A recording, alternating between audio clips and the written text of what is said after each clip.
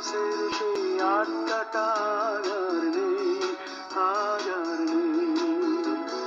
কোথায় হারিয়ে গেল সোনালি দিকেগুলো সেই আজ আর নেই।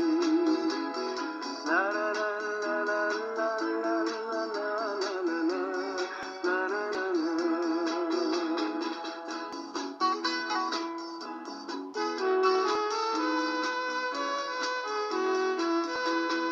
নিখিলেশ প্যারিসে, মইদুল ঢাকাতে, নেই তারা আজ কোনো খবরে।